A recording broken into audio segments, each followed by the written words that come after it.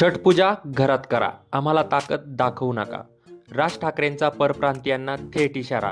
महापालिकेच्या निवडणुकीत महाराष्ट्र नवनिर्माण सेनेची जोरदार बॅटिंग सुरू आहे. राज ठाकरेंनी सभा गाजवल्या, तसंच मुलाखतींतून स्फोटक विधानं करून मराठी जनतेच्या मनातील मराठी अस्मिता चेतवण्याचा प्रयत्न देखील केला आहे. व्हिडिओ पुढे बघण्यापूर्वी अशाच राजकीय अपडेट्स मिळवण्यासाठी चॅनलला सबस्क्राईब करा. राज्याबाहेरून येणाऱ्यांना सज्जड दम देऊन आम्हाला ताकद दाखवू नका, असा थेट इशाराच आता राज ठाकरेंनी दिला आहे. ते झी24 तास मुलाखतीत बोलत होते. विविध राज्यातून लोक मुंबईत नोकरीनिमित्त येतात आणि इथेच स्थायिक होतात. कालांतराने तेच इथल्या स्थानिकांवर अरेरावी करतात. अशा परिस्थितीविषयी राज ठाकरेंना विचारण्यात आलं. त्यावर राज ठाकरे म्हणाले, अविकसित राज्यातून लोक बाहेर पडून विकसित राज्यात येणार आणि आम्हाला सांगणार की त्यांना महाराष्ट्राचा विकास करायचा आहे. स्वतःच्या राज्यात जा, तिथे करा विकास. तिथे काही करता येत नाही म्हणून येथे आलात.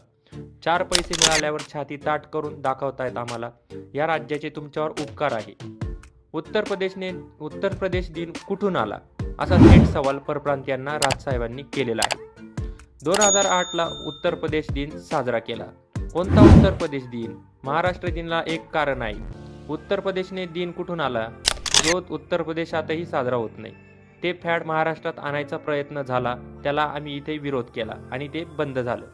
छठ पूजेच्या नावाखाली आता चौपाट्या भरून टाकत आहे. कोणाला ताकद दाखवत आहात?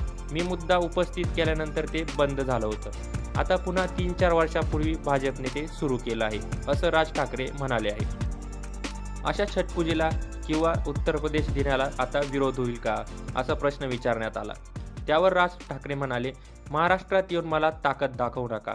माझा कोणत्याही पूजेला विरोध नाही. घरात करा पूजा. आमच्याकडे गणपती विसर्जन होतोय, वर्षानुवर्ष होतोय. त्यामुळे आता छठ पूजा करायला जाऊ नका.